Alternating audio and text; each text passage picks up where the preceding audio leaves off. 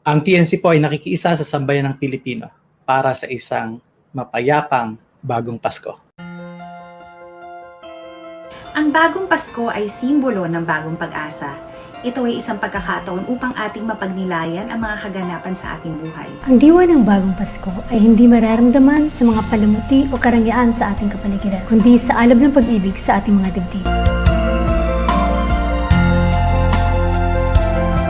Lahat tayo ay nakaranas ng hirap nitong taon na to. Dahil sa pandemya, nawalan tayo ng oportunidad. Kahit na anong mangyari, pinipilit pa din natin makapagbigay ng saya sa iba. Yan ang diwa ng bagong Pasko. Para sa akin, ang bagong Pasko ay hindi concerned sa handaan o sa mga regalo. Sharing, giving, taking care of each other. Sana simula ngayong bagong Pasko, ganun na lahat tayo. Maraming salamat po. The new channel, Maligayang Pasko. Christmas is always a reminder to have an attitude of gratitude. And that means sharing the love and appreciating everything that matters to you. Christmas is a celebration of life. And let us all be grateful that we are enjoying God's gift of life. Ang bagong Pasko ay simple at payak, nakasentro sa ating pamilya at sa ating Panginoon. I want to remind everyone that we should treasure the connection that we have. We have our friends, our family, and of course, Jesus Christ. Para sa akin, ang diwa ng Pasko hindi nagbabago kahit kailan. Ito ay panahon ng pagmamahalan, pag-iibigan. Walang makakatalo sa pagmamahal na binigay sa atin ng Panginoon. Maraming salamat po, The New Channel, Maligayang Pasko. Ang tunay na diwa ng bagong Pasko ay hindi lang paghahangad ng mga regalo o mga bagong bagay. Ito ay ang pagpapahalaga sa mga bagay na meron na tayo at ang matutunang ibahagi ito sa mga nangangailangan. Maraming salamat po, The New Channel. Dapat din natin tandaan ang totoong diwa ng Pasko, si Kristo Jesus. Noon, ngayon, at magpakailanman. Ang bagong Pasko para kanako, dili ang masigarbong pagsaulog, kundi ang pag-ambit o ginabang sa mga taong mas nanginahanglan ng panahon sa pandemya. Ang diwa ng bagong Pasko ay ang pag-iingat sa ating mga sarili, pagiging ligtas sa kapamakan, at pagpapabuti sa ating kalusugan. Maraming salamat po, The New Channel, Maligayang Pasko. Maraming salamat, The New Channel, Maligayang Pasko. Ngayong bagong Pasko, isabuhay natin at maging saksi sa kaganapan sa Belen. What does the new Christmas mean to me? It means reconnecting. Reconnecting with the people you love, the people you care about, the people you have not spoken with in a long time, that always made you happy. We should never forget, Christ is still the reason for the season.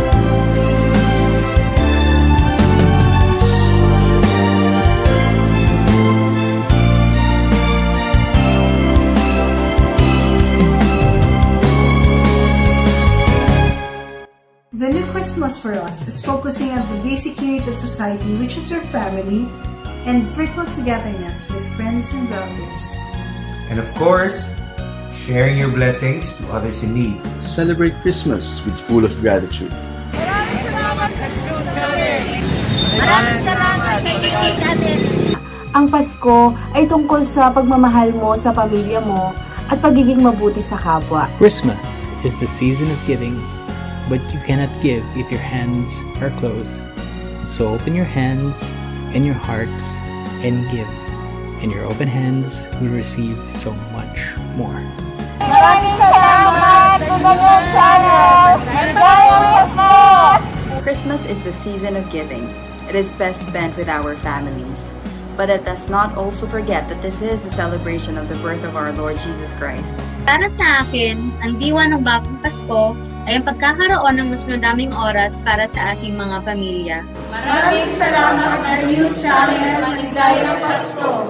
Christmas is always about sharing and caring, loving ourselves, and loving others. Ang bagong Pasko para sa akin, malayo man tayo sa isa't isa, ang pagmamahal ay atin pa rin maipadarama. Maligayang Pasko po at manigong bagong taon sa inyong lahat.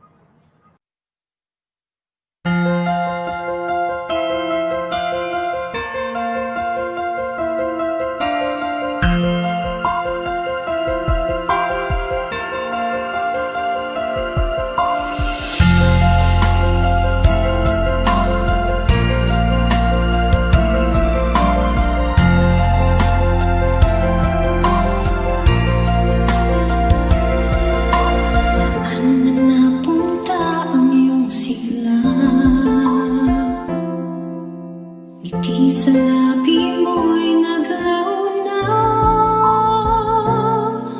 ang iyong tuwa at saya, napalitan ng kaba.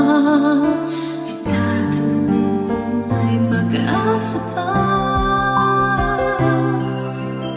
Ang hamon ng panahon ngayon, tayo'y pinaglayo ng pagkakataon. Ngunit ikaw nag-iisa, huwag ka nang mangangamba. May kasama ka kahit nasan ka pa. Malayo man malapit din, ang Pasko'y darating pa rin. May luha man may pipili, basta tayo'y magkapiling. Sa mundong nagdidilim, tala niya'y magnidinig. Ang pagmamahal sa puso mo, ang diwan na bagong Pasko.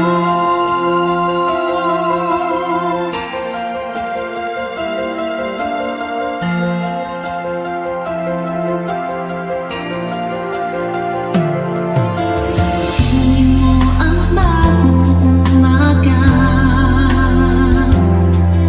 sa pagkakatapay bumangon ka. Sa Paskong darating, pangarap ay tuloy pa rin. Kapayapaan ang maghahari sa atin.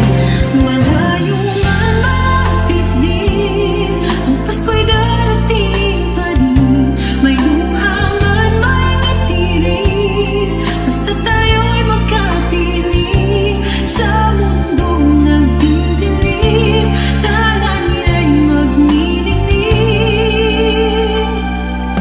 Ang pagmamahal sa puso mo, ang diwan ng bagong Pasko. Kahit na magkalayo, ikaw ang laging nasa puso. Kahit nasaan ka pa, tama pa rin ang pagsinta. Ang pagsinta, malayo man malapit din, ang Pasko'y darating pa rin. May luha man may ngiti rin, basta tayo'y magkapiling. Sa mundong nagdidilim, tala niya'y magnidinig. Ang pagmamahal sa puso mo, ang diwan na panayo man malapit din. Ang Pasko'y darating pa rin. May luha man may ngiti rin, basta tayo'y magkapiling. Sa mundong nagdidilim, tala niya'y magnidinig. Ang pagmamahal sa puso mo, ang diwan na bagong Pasko.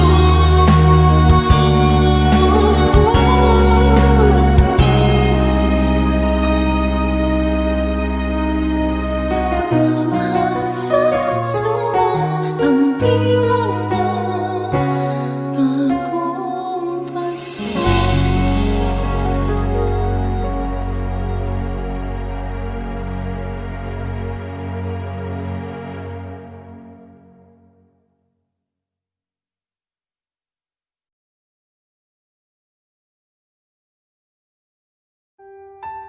The new channel.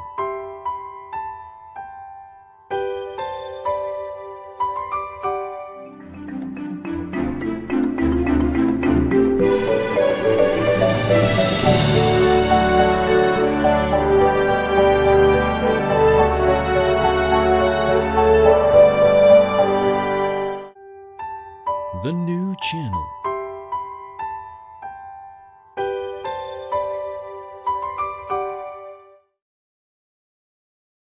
The views, opinions, and insights expressed in the following show are those of the hosts, producers, guests, and viewers, they do not necessarily reflect the position of the channel. Viewer discretion is advised.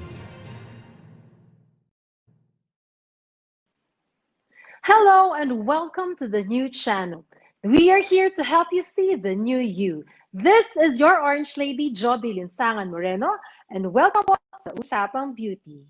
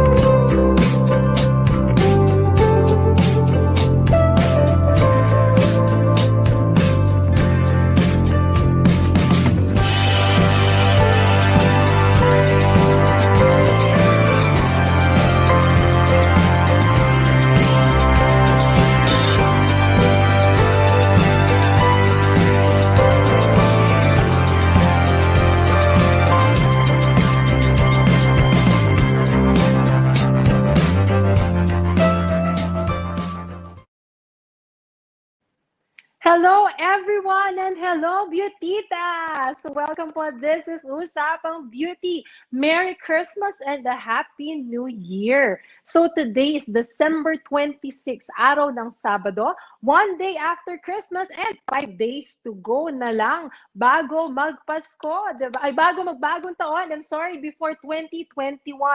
Ready na po ba kayong iiwan ang 2020? I am sure you're all excited to say goodbye to the year 2020, di ba? Yung 2020 nga, I'm sure ang daming nangyari sa buhay ng bawat isa sa atin. No? Hindi lang tayo mga Pilipino, but people all over the world. And I am sure meron din po mga tao who experience breakthroughs, di ba, ditong 2020. But I'm sure there are also losses for some people in 2020. But nonetheless, we should always focus on the blessings and be thankful because only kung kayo po ay titingin ng mabuti, there is always something to be grateful for. So let's choose to be happy, let's choose to be joyful and grateful because 2020 has been amazing. I'm sure it has taught you, kayong mga beautitas, no, tayo po, even me, no, kung ano ba, kung paano nga ba ma-overcome ang challenges, kung paano mamuhay ng mas simple, at kung paano nga mag-tread dito sa ating new normal. Dahil kahit nagpasko ang magbabagong taon na ay meron pa rin po tayong quarantine, di ba? Kahit paano, meron pa rin tayong kailangan daan ng swab test bago makapunta sa ating mga mahal na pamilya. Kung uuwi ka man, kung ikaw man ay mag-abroad, di ba? There's still restrictions. But because this is of course a special day for all of us, ako po dito sa Usapang Beauty, kami ay nagbibilang po ng dalawang malaking blessings for this afternoon, di ba? Because number one po, this is our Season 2 finale. So, una-una po, I'd like to thank everyone because you've always been there sa lahat ng ating mga beautitas, no? Salamat po sa inyong pagsubaybay, sa inyong panonood, sa inyong magagandang comments, no? Because here in Usapang Beauty, hindi lang po natin pinag-uusapan ang kagandahang palabas, but what we think is important is whatever's inside your heart, because kung ano po ang nasa loob mo, if you have peace, if you have joy, then it will reflect sa iyong panlabas na kaanyuan. And that is the real beauty. So that's our first blessing. Ito po ang aming final episode, not just for this year, no po, but pang aming Season 2 year-ender. At pangalawa, because it's our season finale, may pasabog din po kami ngayong episode na ito.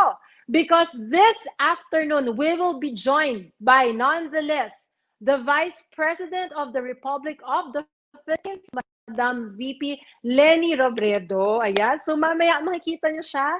Kanina po, we were so excited backstage. Siyempre, nagkukwentuhan.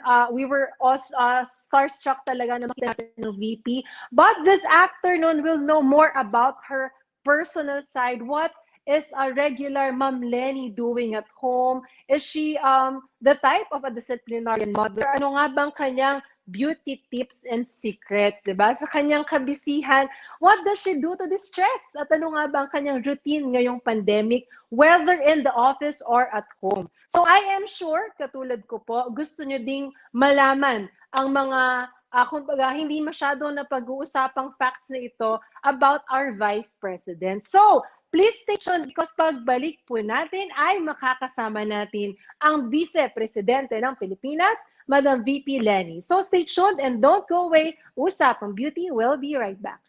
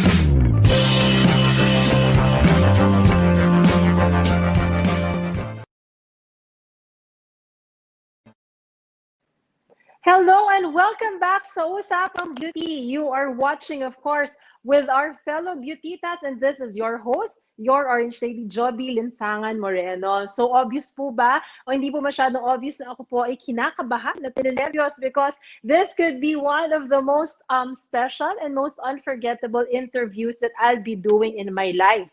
So this one's for the book, sabi nga nila, diba? So kanina po, before we took a break, syempre ang sabi natin, we are going to have with us, no, of course, the Vice President of the Philippines, Miss Leni Robredo. But before that, we'll tell you, hindi nga lito to, medyo may kahabaan po because our guest is special, to tell something about our Vice President. So as I go along and introduce her, you'll see photos of her, okay? So let's start. Maria Leonor Santo Tomas Gerona Robredo was born on April 23, 1965 in Naga, Camarines Sur, Philippines. She was the first of 3 children born to retired Naga City Regional Trial Court Judge Antonio Gerona and Salvacion Santo Tomas. Leni Gerona attended the Basic Education Department of Universidad de Santa Isabel in Naga, graduating from elementary school in 1978 and from high school in 1982. She then graduated with a degree in economics from the UP School of Economics at the University of the Philippines, Diliman, in 1986. She then went to study law at the University of Nueva Cáceres, graduating in 1992. After studying law, she took up master's degree at San Beda University. Inspired by the People Power Revolution after graduating from UP Diliman, Gerona chose to temporarily forgo law studies and instead decided to work as a researcher for the Bicol River Basin Development Program, or the BRBDP, a government agency tasked with integrated area development planning in the 3 provinces of the Bicol region. Here she met then Program Director Jessie Robredo, who would eventually become her husband. Having passed the bar in 1996, Robredo served in the Public Attorney's Office, a role which she often took up the defense for cases pursued by her husband, who by then had become mayor of Naga. From 1998 to 2008, Robredo became the coordinator of Sentro ng Alternatibong Linga Panligan or the Saligan, a Naga-based alternative legal support group. Saligan's work aimed to encourage young legal professionals to take on leadership roles and involved visiting distant rural communities to provide legal services to residents who would otherwise have little or no access to such services, as well as conducting legal advocacy by proposing amendments and new laws based on the needs of these marginalized communities. Later, the group's focus shifted to include helping rural women to acquire capital in order to participate in competitive markets. Now, in addition, Robredo founded the Lakas ng Kababaihan ng Naga Federation, an organization that provides training and livelihood opportunities for women. That was in 1989. Now, in 2012, Robredo was named the chairperson of the Liberal Party in Camarines Sur. In August 1, 2016, Robredo was awarded the Honorary Outstanding Woman Award of the Year 2016 by the Thai government, coinciding with Thailand's Women's Day. The recognition was given to Robredo, citing her work and advocacy for women's empowerment and pushing for gender equality. Now, on August 23, 2016, Robredo was awarded the Most Influential Filipino Woman of the World Award by the Filipino Women's Network or the FWN, a non-government organization. Ayan, mabuti na lang po at hindi po tayo mag-uusap ng politika ngayon. So dito po sa Usapang Beauty ay time out muna ang politika. On the lighter side, on a more personal resume, of course, of the Vice President, she is a loving mother to 3 accomplished and lovely daughters as well. Jessica Marie Aika Robredo, of course, the eldest daughter, Doctora Janine Patricia Trisha Robredo, and of course, the bunsoy, Jillian Therese Robredo. Once again, Maria Leonor Leni Gerona Robredo is a Filipina lawyer, a social activist who is the 14th and incumbent Vice President of the Philippines. She is the second woman to serve as the Vice President and the first Vice President from the Bicol region. Without further ado, I would like to introduce to you at welcome dito sa Usapang Beauty, the most powerful woman in the Republic of the Philippines, Honorable Vice President Leni Gerona Robredo. Hi Joby! Hi everyone! Magandang hapon sa inyo lahat. Merry Christmas and a Happy New Year to all. Hello, ma'am. So, una-una po, nais po na magpasalamat sa inyo. It's such a great honor na kayo po ay maimbitahan dito sa The New Channel at sa Usapang Beauty. Maraming salamat. So, hello, ma'am. Kamusta po? Kamusta po ang Pasko at ang bagong taon? Ano naman? Okay naman, pero busy pa din sa office kasi tuloy-tuloy pa din yung aming relief operations. Right now, nagpadala pa lang kami ng team sa Mindanao because of the flooding sa Surigao sa Kasiyahan.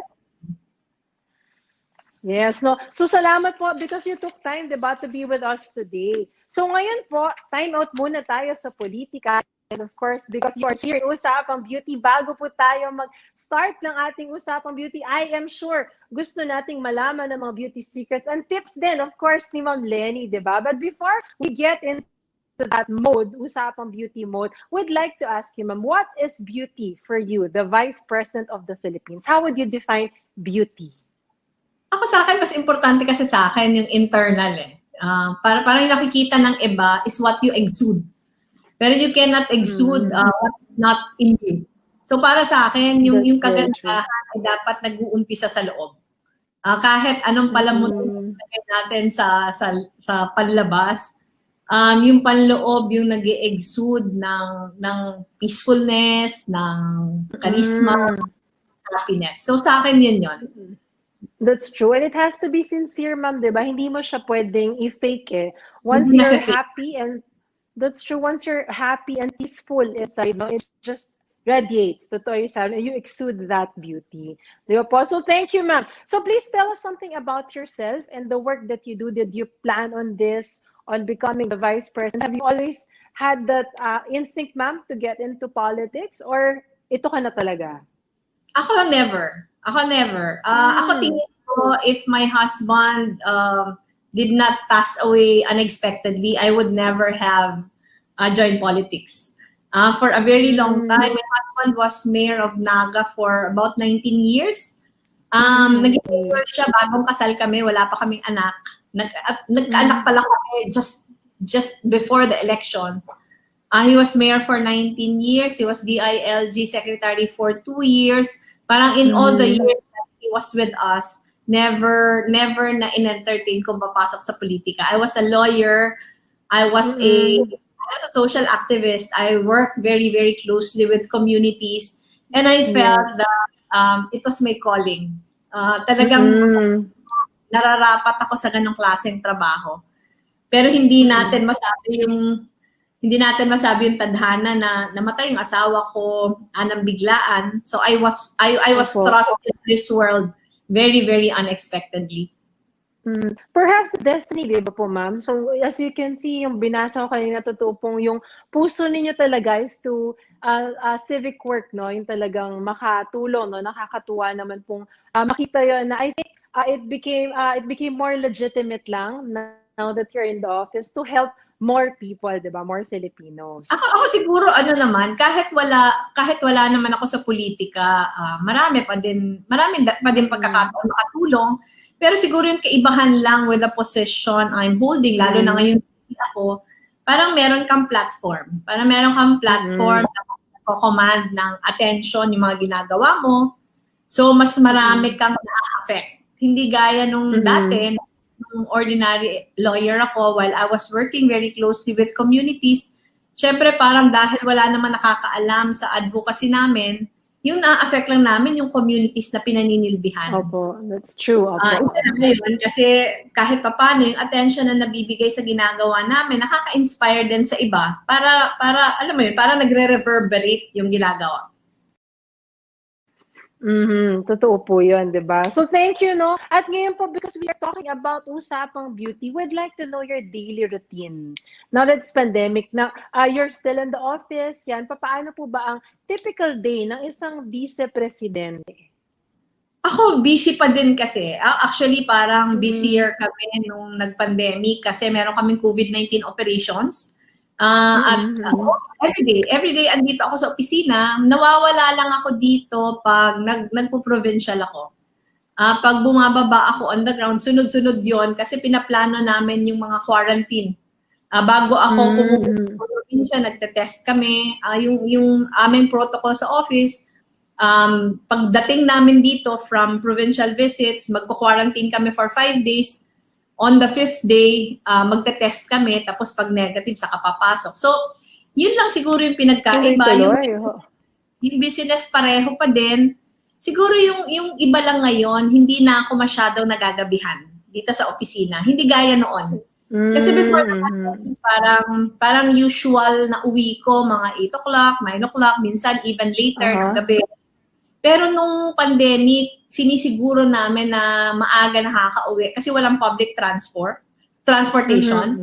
Walang public transportation, sina-shuttle namin yung mga staff. So pag andito pa ako, hindi pa sila makaka-uwi. So ako ay siguro na by 5 o at the latest siguro mga 6, although minsan nagagabihan pa din more than that. Off na kami para yung mga staff naman makauwi na sila.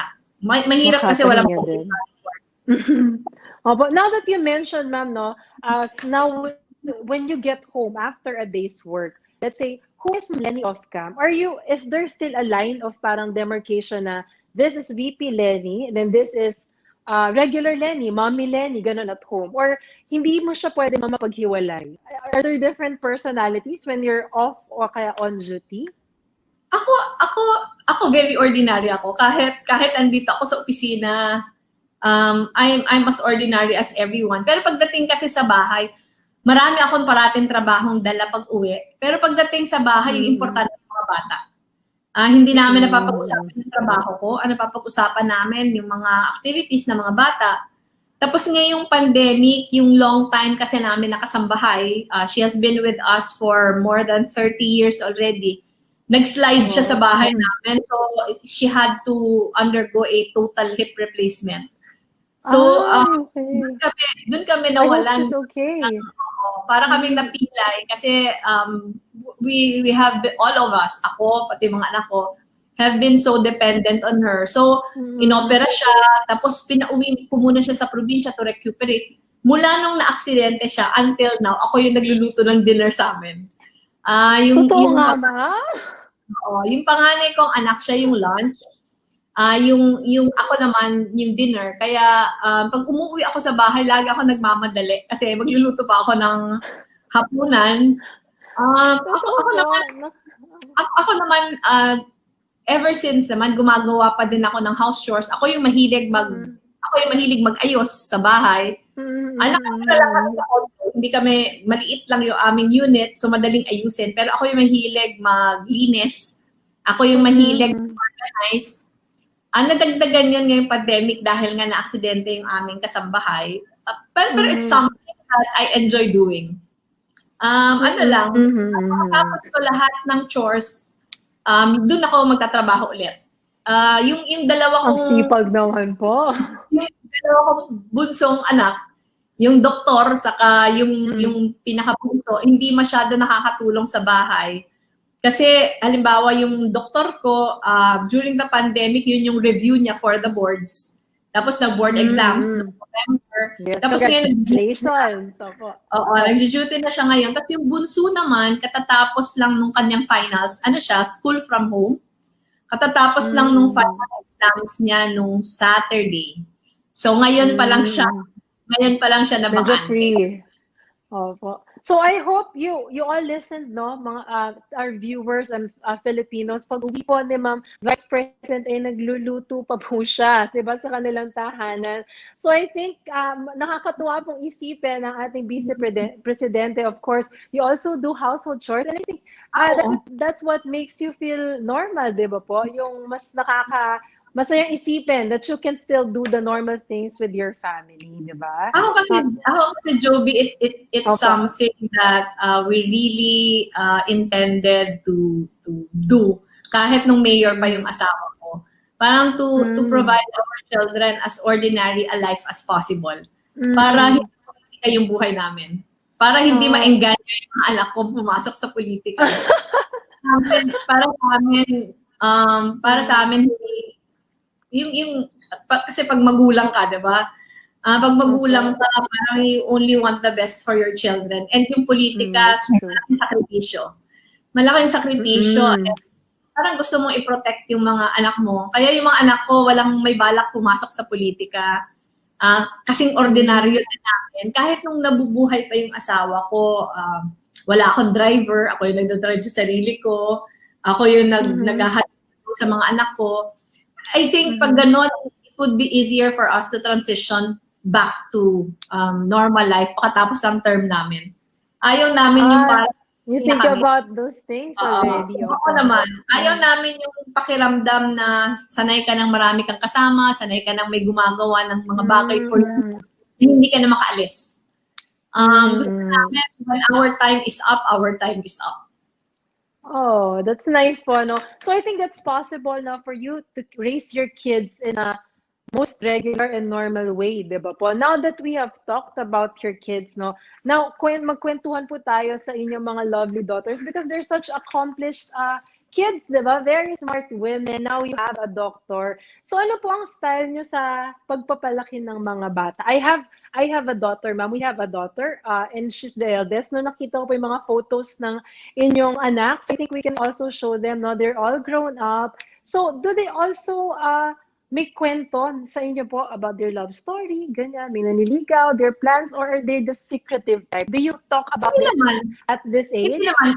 Ako kasi Joby, when my children were growing up, kahit busy ako as a lawyer, tutok ako sa kanila. Gaya ng sabi ko kanina, driver, yung sentro ng buhay ko sila, hinahatid ko sila sa school, sinasamahan ko sila sa swimming training, sa pagpiano, paggitara, tutok na tutok ako. And I think, parang nire-reap namin yung benefits ngayon. Kasi maayos na mga bata, masisipag mag-aral, tapos mga disiplinado. Nung college na sila, hindi ko na sila tinutukan, pero never ako nagka-problema. Wala akong anak na mahilig lumabas. Mga anak ko nasa bahay na lagi. Kung wala sa eskwelahan, wala sa...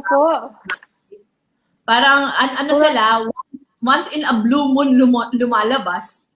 So, hindi ako nagkaroon ng problema. And dahil hindi ko sila sinanay na, sila, mga very outspoken,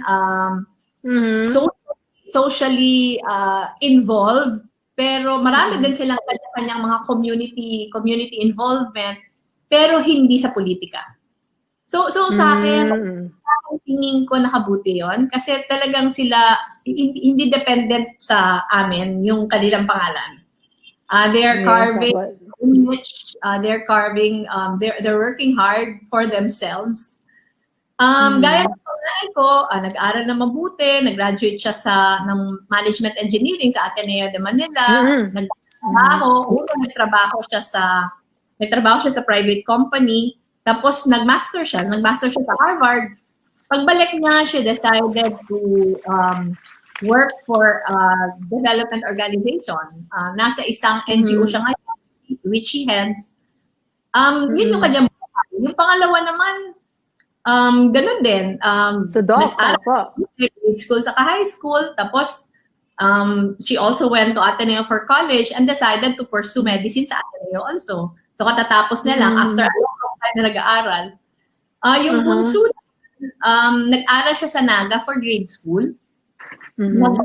Science high school siya dito, sa Diliman, nung high school for 6 years. Pagkatapos no, nakakuha siya ng scholarship sa New York University. So nag-aaral siya sa New York. Siya ngayon. Nagta-take up siya ng math and econ. So nagtatrabaho siya. You must be really proud. Oo naman. Ako kasi mga mababait na mga bata. Oo nga po. And I think yun naman ang pinaka-goal mo as a mom, as a parent. There is kids that are, kumbaga, in their own ways, they get to shine, di ba po?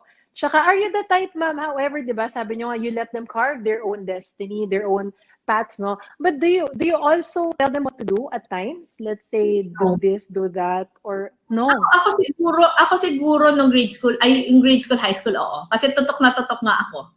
Halimbawa, grade school and high school sila, parang lahat sila nag-excel. Lahat sila nag-excel sa school. Binibiro nga nila ako dito, ngayon, na malalaki na sila, binibiro nila na sobrang tiger mom daw ako. Pero, excel sila kasi tutok na tutok ako. Tapos, lahat sila may sports, lahat mga varsity players, lahat sila mga musical instruments. Ito something that I asked them to do. Pero college na sila, parang yung grade school sa high school kasi yun yung pag-mold eh. Yun yung pag-mold ng kanilang mga personality. Nung college na sila, gaya nung panganay ko, nung nag-college siya, nag-dorm siya, wala kami. Nasa Naga kami, nag-dorm 4 years. After no, nagtrabaho siya, nag-arkila siya ng isang kwartong maliit na wala kang bintana. Pero, mga disiplinadong bata. And I think, I'm thinking para sa akin, hindi ako yung klase ng parent na mahilig mangaral. Hindi ako yon.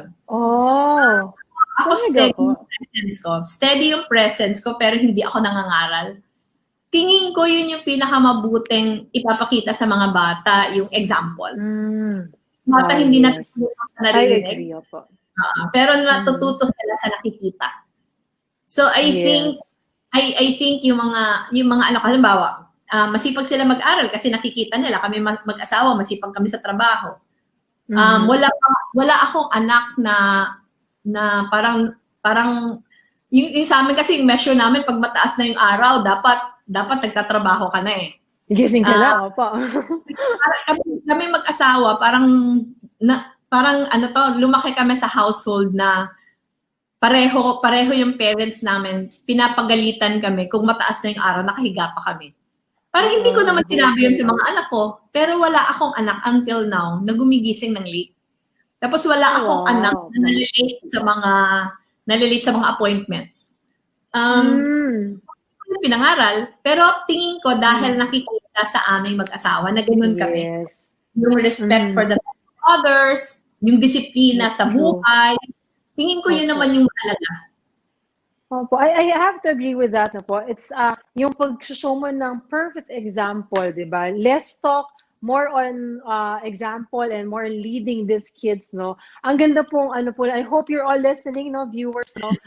Bihira po yung gano'n na you think being the vice president, she's very strict, she tells the kids what to do, but no, for Ma'am VP, she lets them carve their own, kumbaga, destiny and their own path, diba? And she's there to guide them, but she never talks them kung ano ang dapat gawin. So nakakatuwa pong isipin, no? That's actually that's surprising to find out. So thank you po for sharing that, no? Wonderful to know more about you and your daughters. Now let's go to Usapang Beauty, no po. So dahil ito po ay Usapang Beauty, do you have beauty secrets? Let's say you do this before you sleep, o kaya you do this before you do makeup. What makes you glow and what's your proven beauty secret po na isang vice-presidente? Ako, Joby, siguro obvious naman hindi ako marunong mag-ayos. Ako masyado akong late bloomer pagdating sa pag-asikaso ng sarili. Yung pinaka ritual ko lang talagang 2 times a day. Nung nasa probinsya, bihira ako mag-makeup. Wala akong skincare. Nasa You probinsya. don't have a skincare po? Wala. Nag-start lang ako mag-skincare. Okay. Hindi, meron na. Pero nag-start ako nung pumunta na ako dito when I was serving in Congress. Kasi nung andito na ako, meron kasi akong pamangkin who's like my daughter. Dermatologist siya who has a clinic in Makati. So, nung nakatira na ako dito, parati na akong pag nasa bahay siya, ako yung kanyang guinea pig. Tapos parati niya akong pinapadala na, ang parati niya lang sa akin sinasabi, yung pag-cleanse, yung paggamit ng sunblock, saka moisturize. Yun lang. Yes, so, nung nasa Congress na ako, dun pa lang ako nag-start. I was 48 already. When you started... Yes, when I started using beauty products na. Oo, dati wala talaga. Nung nasa Congress na ako, that was when I started. Pero nakita ko kaagad yung difference. Kasi dati very dry yung skin ko eh. Very dry yung skin ko. Tapos nung nandito na ako, nakikita na ako parati ng pamangkin ko na dermatologist, pinapadala na ako ng products. So ngayon religiously nag-a-apply na ako morning and evening. Yes, but you have a very good skin, ma'am. Oo, ngayon na lang yan. Ngayon na lang. Dati very dry yung skin ko. Pero yung sa akin, lang talaga, yung pinakasikreto lang, parating malinis na mukha. Tapos... How about makeup po? Sorry. Hindi ako marunong mag-makeup. So, ang usual lang na ginagawa ko, nagpupulbo, saka nagli-lipstick. Pag may mga events, somebody comes para make-upan ako. Pag may events yon. Pero pag ganito, ordinary days, nakalimutan ko nga na may interview ngayon, so hindi lang ako nakaayos.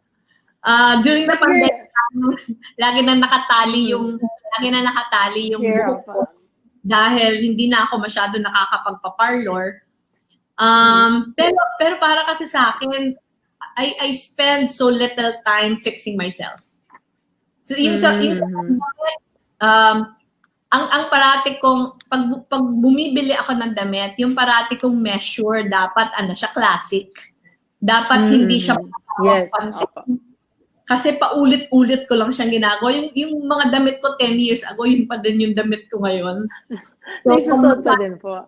Yung masyadong makatawag pansin, parang masyadong pansinin na paulit-ulit mong ginagamit. So yung sa akin lang parating classic na cut, yung alam mo yon, yung timeless pieces. Timeless. Yes. Tapos yung sa akin, ano lang, hindi kailangan na pumorma, kailangan lang appropriate sa occasion. So pag nasa opisina, dapat business attire. Ayan lang ako ng opisina na kaganito na naka-t-shirt nakapantalon kasi nagre-relief. Nagre-repack. You go outside.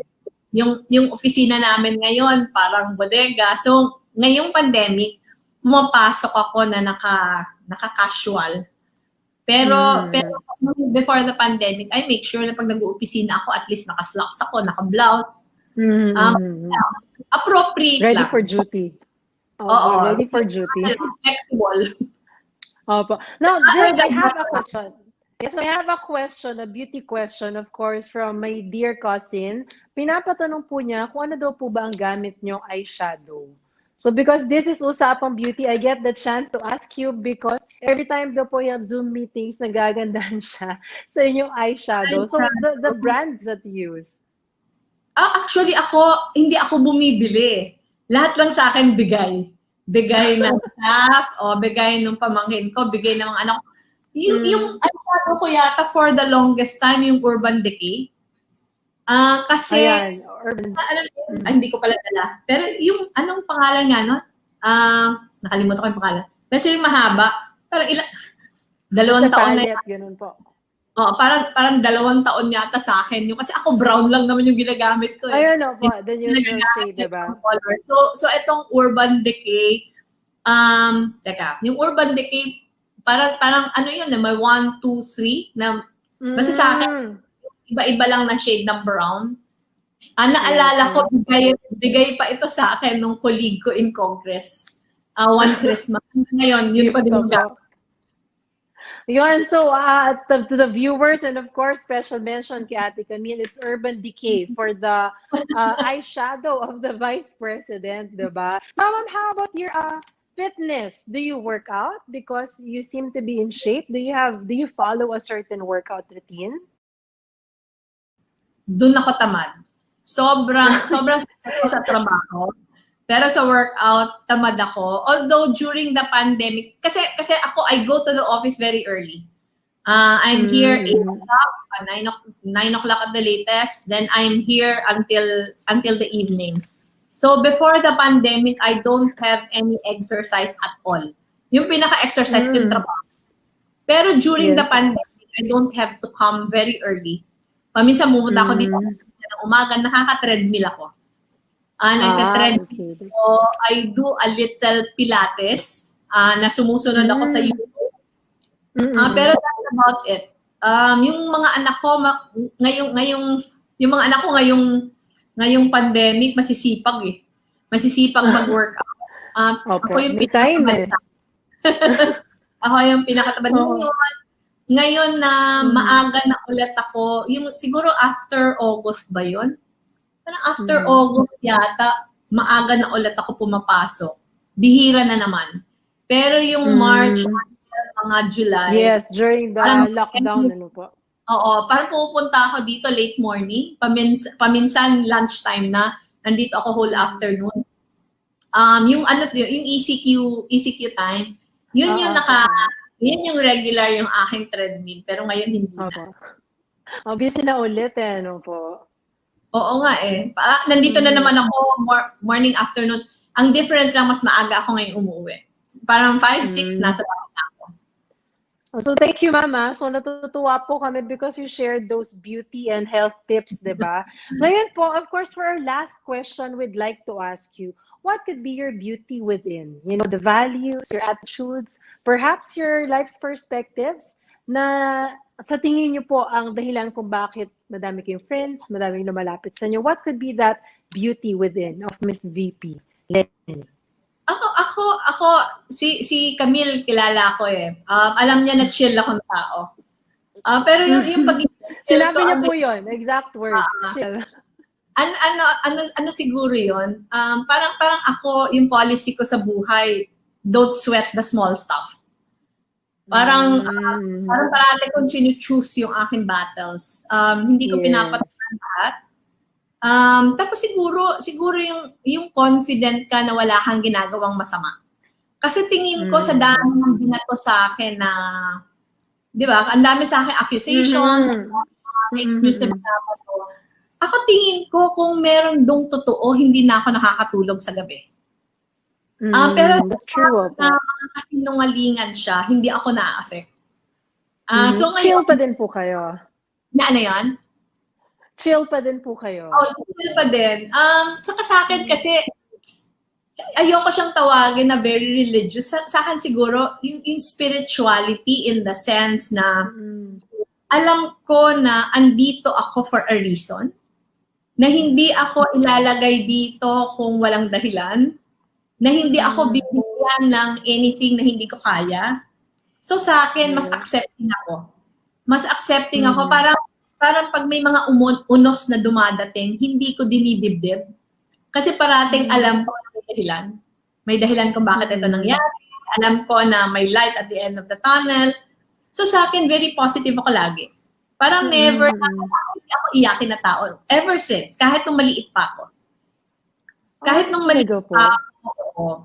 maliit pa ako, kahit sa school namin, alam nila na hindi ako umiyak. Alam nila na parang wala sa ugali ko yung namumroblema. Ako tingin ko greatest gift yun sa akin ng Panginoon eh. Yung parang parati kong iniisip, ano ba? Ngayon, yung mga kakampi, yung mga kalaban, parang parati nang minimension yung 2022 elections. Parang para sa akin, lahat ito destiny eh. Parang walang point na pag-usapan o paghandaan yan ngayon. Kasi yung mangyayari, dapat mangyari. So tingin ko nakakatulong yun sa pagiging peaceful. Nakakatulong siya sa pagiging chill, na hindi ka na i-instigate, hindi ka na iirita kasi alam mo na yung mga nangyayari parating bahagi ng kwento. So siguro, ang ganda naman po nun. Lahat na nangyayari bahagi ng kwento. How relevant po. And thank you so much dahil ang ganda po ng sinabi nyo, no? Sometimes we forget that. Do not sweat the small stuff. Di ba po, dapat talagang hantang buhay natin yun, lalo na ngayon. Kaya kahit anong mangyari po, there's always something to be grateful po. Di ba po? And I just want to tell you po, you have a beautiful smile. Na po, I think it's so genuine na kaya parang feeling ko po, kaya siya chill because when you smile, parang feeling mo, it's okay. We're gonna get through this. You'll be okay. We'll be okay. Ako, Joby, kahit yung mga staff alam yon na hindi ako yung tao na problema. Parang para sa akin, pag may sinumbong sa akin na problema, para sa akin, solusyon ka agad ang hanap. Parang wala nang yung dwelling on what happened. Yes, ako parang looking forward to what. Oo. Yes, totoo po yan. And I believe that, no po. Naniniwala po ako sa inyo. So thank you so much. And now we've come to the point po that we will be showing you 3 photos. This is what we call the Photo Moto Challenge. These are photos and random po. You kwento nyo lang po what's behind the photo or kaya you can tell something about the photo. Sige. Okay po. So this is our first photo for our Vice President. Okay. So, yan. Ito yung last day of exams. Kasi yung medical boards 4 days, parang November 16 ito. In the middle of Typhoon Rolly and Typhoon Ulysses. Sinundo namin si Trisha, sinundo namin sa yung exam school niya sa New Era College dito sa Commonwealth. Sinundo namin siya and bago namin siya sinundo, niready nitong dalawa kasi ako from the office ako. Niready nitong dalawa yung mga balloons, yung may confetti, para pag-uwi niya, parang celebratory yung mood. Okay. So, one big fight. Napakawaki po kasi na inyong mga posts. So nakakatuwa. It just reflects the happiness, diba, inside the home. Again, congratulations po. You already have a doctor in the family. Thank you. Opo, maganda po yun when you have a doctor in the family. So congratulations. Next po, our second photo. Ayan. Sa gisag ng pangalawang Pangulo ng Pilipinas, how has it changed you, ma'am? Or How have you influenced others through your position? Ako tingin ko yung pinaka greatest contribution ko to the office. Yung day one ng aking pag-upo in 2016, we reinvented the office. Kasi pag tiningnan mo yung constitution, walang masyado kami mandato except succession. So in the past, parang naging ceremonial yung office. Pero pag upo ko, ang ginawa namin siyang advocacy heavy. Namin yung angat buhay, kaya very involved kami sa mga mahihirap na communities. And I think magiging ano na to, parang ito na yung susundan ng mga susunod na vice presidents na mas relevant sa opisina. Yes. Pero na-revamp yung system. Ako yung seal na to, yung seal na nasa picture. Ako sa akin, highest respect to the office. Hindi ako yan Yan yung posisyon na ino-occupy. Yes. Kaya ako naman ginagawa ko yung lahat para to make sure na parating nire-respeto yung opisina. Beautifully said po. No? Thank you po. Ang ganda po nun. So para po siyang pang ano talaga, no? So true to your words, no? That seal is not you. It's a position you hold. And I agree, no? As long as we hold something that big, we should be relevant and significant to the lives of others. Thank you po. And finally, our last photo for this challenge. Ayan, as we say goodbye to 2020, how is 2021 looking for the Vice President of the Philippines? Ako sa akin, marami nagsasabi na parang sobrang malas ng 2020. Pero para kasi sa akin, gaya na sabi ko kanina, nakatakda na yan eh. Yan na yung mga nangyari ng 2020, yun na yung nakatakda. And yung mas importante, kung paano natin hinarap yung nakatakda. So para sa akin, whether 2020 yan, whether 2021, yung nagmamatter, yung paano tayo nagre-respond. Paano tayo nagre-respond sa binibigay sa atin. So ano pinaka-lesson sa atin ng 2020? Pinaka-lesson sa atin ng 2020, yung mga buhay natin interconnected. Hindi tayo, that's true. Lang. So, obligasyon natin na siguruhin na walang naiiwan. Obligasyon natin na asikasuhin kasi kung maiwan siya, apektado pa din tayo.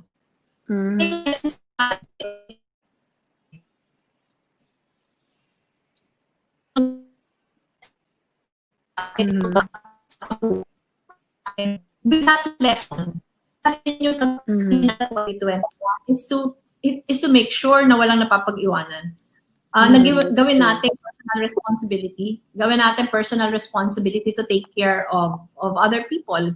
Kasi nakakabet yung mga buhay natin lahat. Yes. Yun yung lesson sa atin dapat ng 2020.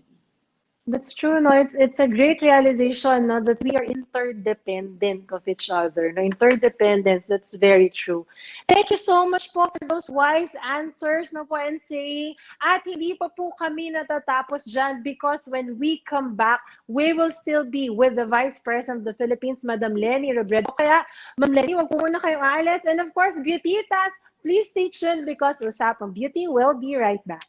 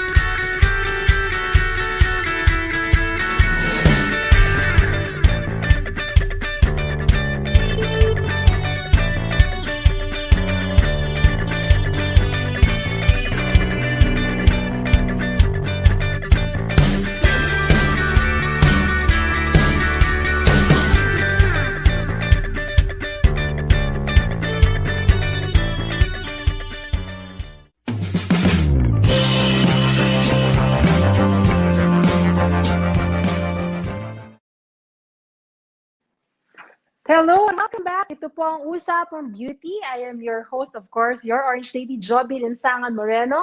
So hindi po ako masyado nakaka-get over. Of course, here with us is our Madam Vice President Leni Robredo. At bago po natin siya ibalik, no, I hope you learned a lot of tips sa kanya, whether it's sa buhay, sa bahay, sa pagiging public figure. I think I learned a lot, no? There are surprising facts about the Vice President and how, of course, she guides her children, no? Her lovely daughters in kung paano sila lumaki and raising them up, di ba? So, pamaya-maya po ibabalik namin si Madam Leni VP. Of course, if you'd like to get in touch with her, ano po ba ang kanyang masasabing advice sa atin ngayong bagong taon, no?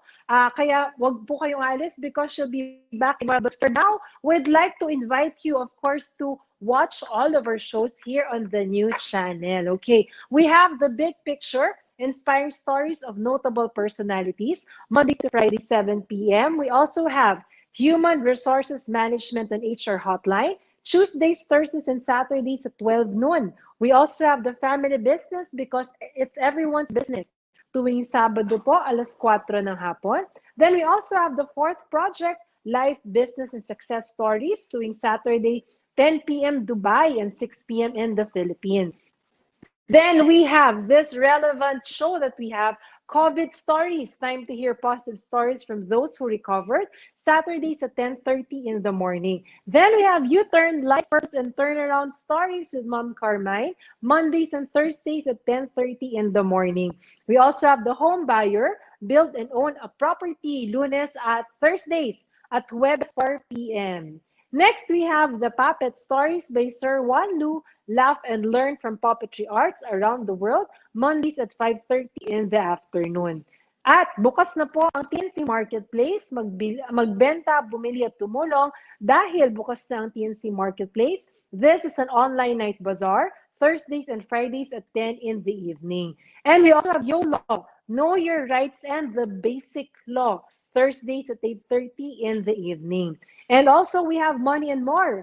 Learn more about the Money and More, Tuesdays 8:30 in the Philippines and 5:30 in the morning in the US of A. Next, we have TNC The Talk, two leaders in one platform, Mondays at 12 noon. And we have After Shift, Chill and Booze, Wednesdays and Fridays at 8:30 in the evening. And Strategize and Win in Life through Win Within, tuwing Sabado po yan, 8:30 in the evening. And kids, hello! Kayo ay mag-dream, achieve, nurture, inspire. Watch Danny Art Show, Fridays at 5:30 in the afternoon. Next, we have Foreign Affairs, Learn Together Across Borders, Tuesdays at 10:30 in the morning. And because health is wealth, lalong-lalo na po ngayong pandemya, you can watch Healthline, Wednesdays at 4 p.m. We also have Women at Work, Celebrate Women at Work, 9 in the morning, Saturdays. Always have an awesome day at on Mondays, 2:30 in the evening. We also have CyberNext, empowers people and companies to be secured in a digital world, Wednesdays at 12 noon. We also have TechU, know the emerging technologies shaping the future, tuwing Biyernes po yan, 2:30 in the afternoon. Learn and know more about market leaders, Tuesdays at 5:30 in the afternoon. And having a well home brings you to a well life, Tuesdays and Saturdays at 2:30 in the afternoon. More about coping and coupling, Couple Goals, Wednesdays at 5:30 p.m. We also have our original shows, One Day a Live Storytelling, alternates with TNC Town Hall, co-hosted by TNC founders Sir Lloyd and Ma'am Apple, a show where we talk to you, our valued audience. And we have a lot more TNC shows that will truly inspire you. So please follow our Facebook and YouTube channel. And of course, let us help you see the new you. At huwag niyo pong kalilimutan ang Usapang Beauty, of course, no? Tuwing Sabado po at 5:30 in the afternoon. Okay, so I hope that you get to be tuned in and somehow kayo din po ay makapanood ng iba nating shows dito sa TNC. But right now, because this is our Season 2 finale and a very special episode, sa mga katutune in lang po, kami po, ngayon po ay kasama natin, of course, ang Vice President Leni Robredo, talking about her more personal and casual side, di ba? Na hindi niyo masyado nakikita sa news, di ba? So, would like to bring her in again. Madam Vice President Leni Robredo para po sa kanyang shoutouts and of course, her message to the Filipino people dito po sa Pilipinas at sa buong mundo. Yun po. So kung meron po kayo gustong advice and of course, you may invite them to watch the new channel as well, ma'am. Ayun. Unang-una, salamat ulit, Joby, sa kasalamat sa The New Channel for having me. Isang malaking karangalan at congratulations for putting up this channel during the pandemic. Malaking tulong lagi yung mga ganitong efforts para makapagpaabot ng hindi lang entertainment pero information na mahalaga sa ating mga kababayan. Siguro yung sa akin lang, uumpisahan ko yung mensahe sa isang mensahe ng pasasalamat. Pasasalamat sa lahat ng mga kababayan natin na nag-ambag para makatulong sa mga nangangailangan. Nagsimula ito nung March sa ating COVID-19 operations. We were able to distribute PPE sets, medical equipment, medical supplies to all to many parts of the Philippines because of your generosity. Nung sunod-sunod yung ating bagyo, ganun din. So yung sa akin parang we cannot thank you enough for your generosity and the compassion that you have showed us during the more difficult times for our country. Sa mga kababayan naman natin na nawalan ng pamilya because of COVID, nawalan ng trabaho, nawalan ng hanap buhay, maraming kahirapan na pinagdadaanan. Yung sa akin, nakikiisa po kami. Nakikiisa kami sa inyo. Ginagawa po namin yung makakaya namin para kahit papano gumaan ng konti yung kabigatan na dala-dala nyo. Patuloy po yung aming pagtulong sa pagpasok ng New Year. Pero sana po maramdaman nyo na hindi mo namin kayo iiwanan. Hindi namin kakalimutan na nandyan kayo at naghihintay na matulungan ng ating mga kababayan. Ako lang siguro as a last message yung pagpapaalala. Pagpapaalala kasi COVID-19 is still in our midst. Sana wag tayo masyadong complacent. Yung lahat ng health protocols, health and safety protocols, susundin pa din natin. Saka yung sa akin lang, mahal natin yung ating bansa. Mahal natin yung ating bansa, magtulong-tulong tayo para siguruhin na naaasikaso, lalo na yung pinakamahihirap. Gaya na sabi ko kanina, we are all interconnected. We're only as good as our weakest link. So patuloy sana tayong maghanap ng mga paraan para naaasikaso natin yung mga kababayan natin na nangangailangan. Kasi kahit anong growth o progress na nararamdaman natin as individuals, walang saysay yun. Walang saysay yun kung mga kababayan tayong naghihirap, napapag-iwanan. So, we hope that 2021 will be a better year for all of us, pero magiging better lang po ito kung we take the responsibility of really making this a better year for all of us. That's true. Thank you so much, Madam Vice President Leni Robredo. I keep reminding myself to chill and do not sweat the small stuff. At nagugustuhan ko po yan that you say that we are interconnected, because if you look deeply and closely, that's very true. I think that's the biggest lesson in 2020, that we are all interconnected. No po? Feel ko po yun. Kaya from the bottom of our happy hearts, mula po sa aming The New Channel, of course, Sir Lloyd ng Apple. Sa amin po, of course, mag-asawa Lawrence and me po, maraming salamat po, Ma'am Leni, and to the Filipino viewers right now here in the Philippines and abroad. Bago po kayo umalis, of course, I have to ask you one question. Ang nagte-trending nating hashtag ngayon, of course, I'd like to ask, para galing na po mismo sa inyo. So, I'd like to ask you this hashtag, nasaan ang vice-presidente? Ngayon po, nasa opisina ko. Wala kaming Christmas and New Year break. Nag-ano po kami, may schedules kami dito para araw-araw may tao pa din kahit Christmas and New Year. Ngayon po, Christmas season, dito kami. Marami pa kami volunteers dito na tumutulong sa amin mag-repack. Pero yung sa akin po, we will try to make our presence felt Lalo na pag may sakuna. Dahil pag may sakuna, yun yung nararamdaman ng mga kababayan natin na kinakailangan nila tayo. So, magkaisa po tayo, magtulong-tulong tayo. Saka ito, Happy New Year and wishing you again a more peaceful and a happier New Year for all Filipinos. Thank you so much po. Maraming salamat po. It's such a huge honor po na kayo ay makakanayan po. Maraming salamat po sa oras ninyo. Ladies and gentlemen, to the Philippines, our Vice President, Madam Leni Madam VP Leni Robredo, maraming salamat po. God bless you, ma'am. And maraming salamat. Good luck po. Thank you. Maraming salamat po. Happy New Year. Happy New Year. Happy New Year po. Thank you so much. So, maraming salamat po everyone. No? So, if you just saw our Madam VP Leni, no? So it's a surreal experience interviewing her. But thank you so much, Madam, for being so chill, for being so nice, and for sharing your personal side. Na-appreciate po namin yung lahat, lalo na dito sa Usapang Beauty.